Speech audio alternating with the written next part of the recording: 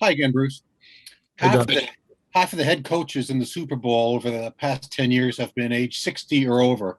I'm sure none of you would have got anywhere close to this if you weren't flexible and open to new ideas. So can you address the challenges of how a football coach on either side of the ball over the course of a long career strikes that right balance between this is what I do, this is who I am, and constantly evolving schemes?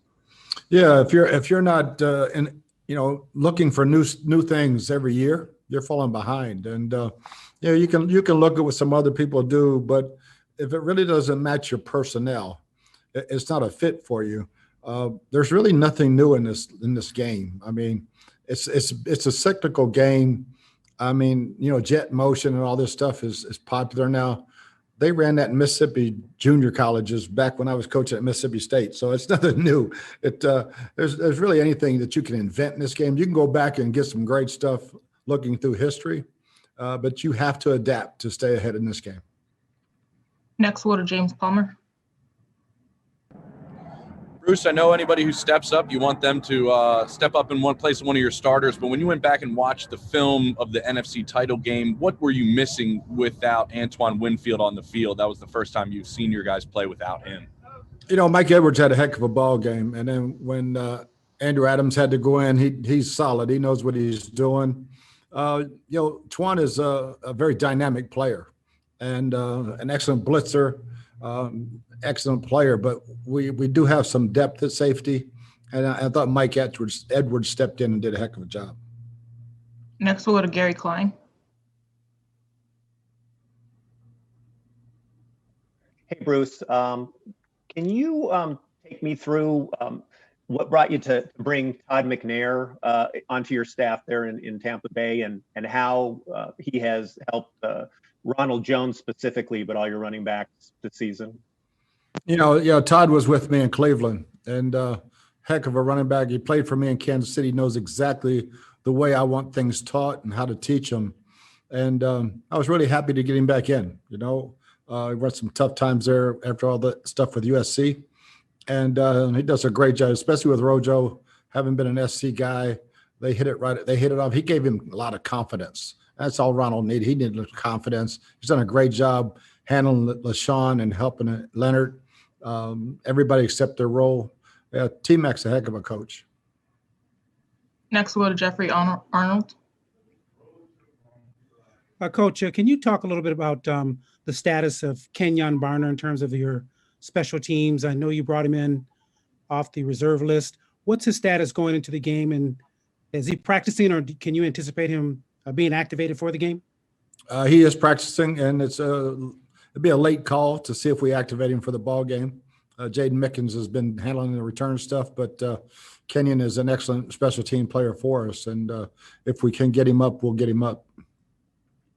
Next, we'll go to Jess Stainbrook.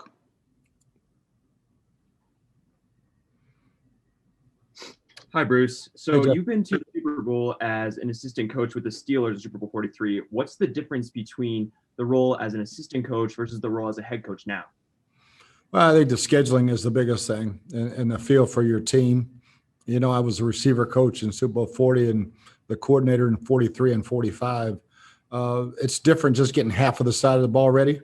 You have to make all those decisions on.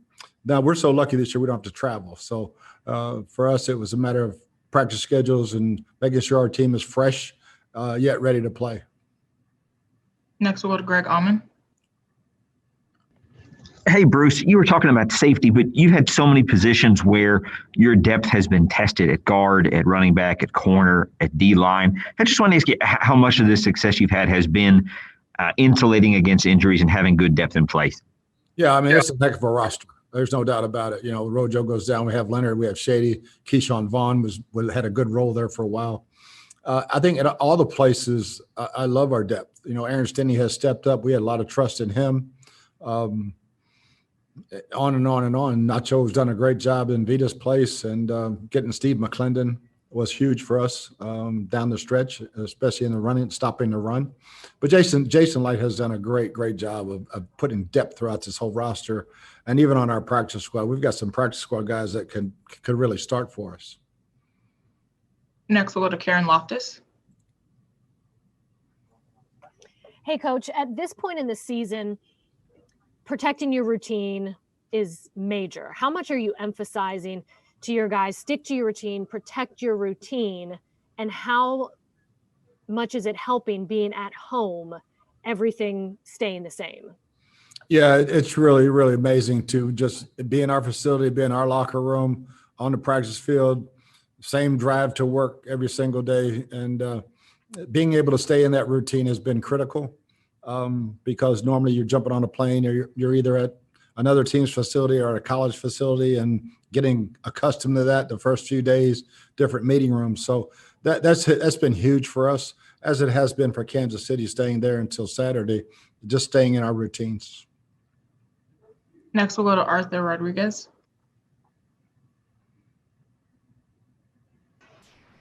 Hey, Coach, can you talk about Jacqueline Davidson and her importance in building this team? Excuse me, say it again, please.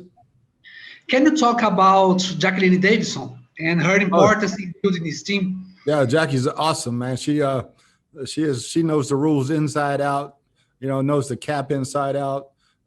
She is a great addition to the front office and her connections to New York and all the rules and everything. We never have to worry about breaking any rules. She's on top of everything.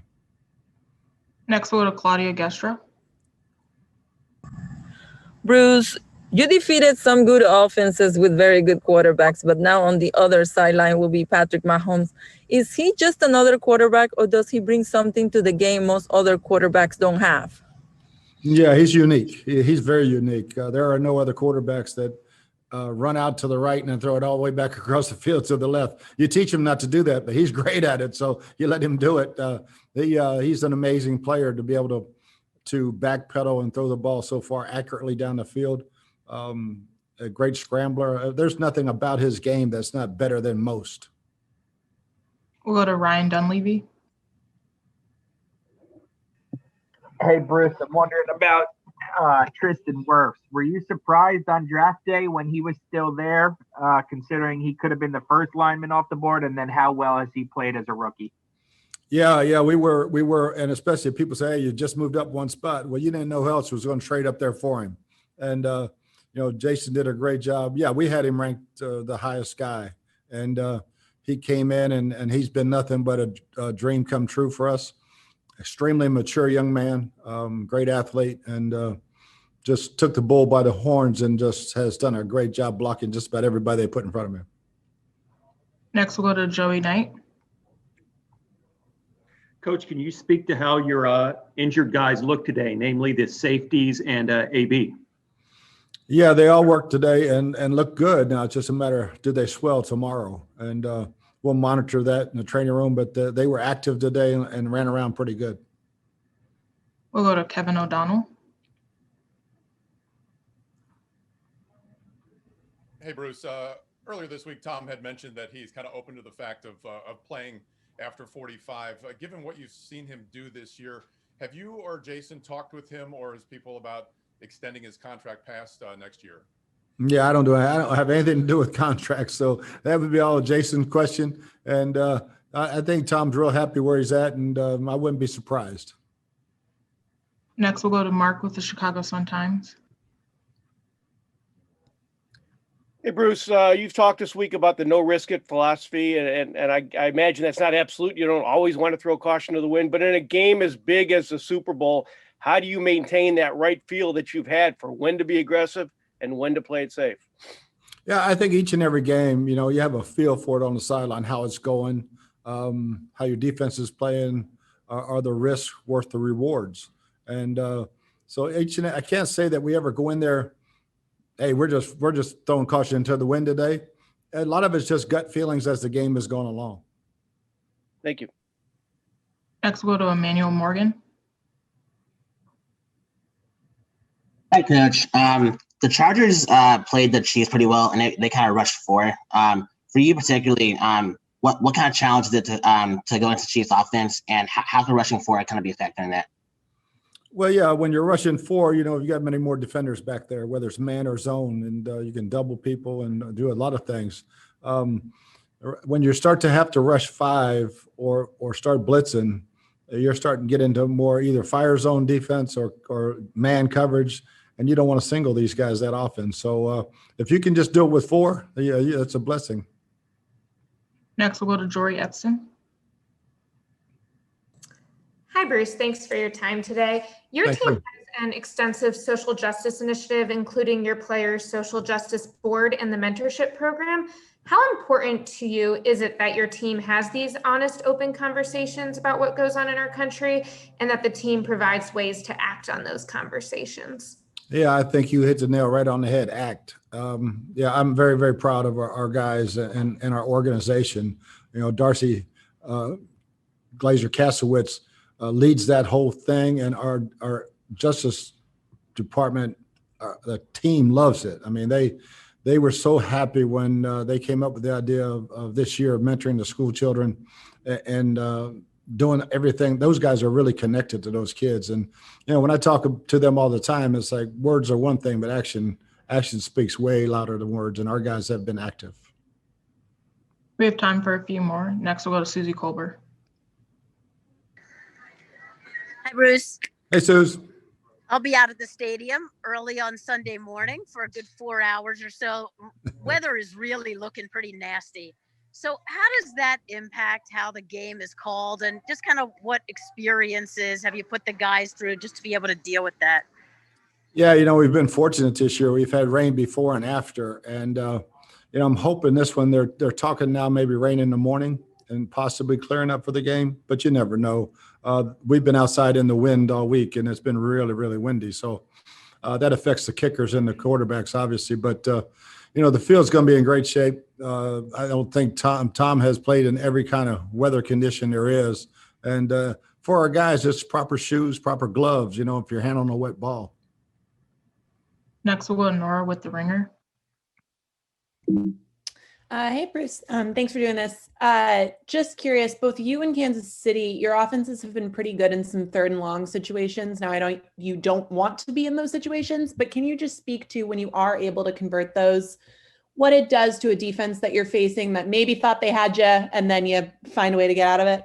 Yeah, I don't think there's anything worse than giving up a 3rd and 14 on defense, and other than giving up a touchdown. And, you know, it demoralizes the defense. You have, you know, think you're off the field, then you're back out there for more play, and you'll see a lot of big plays happen after people give up that type of down and distance 3rd down conversion. For us, you know, it all starts with protection. You know, I know for Kansas City, it's Patrick. He extends a lot of plays and makes a lot of plays happen. For us, it's more of design protection and running good routes and throwing and catching. Next, we'll go to Suni Upal. Hi, Bruce.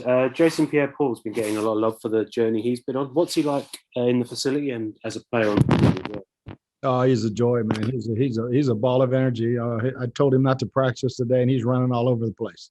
And just the energy he brings and the intensity that he brings when he plays. He doesn't say a lot, but when he does, everybody stops and listens.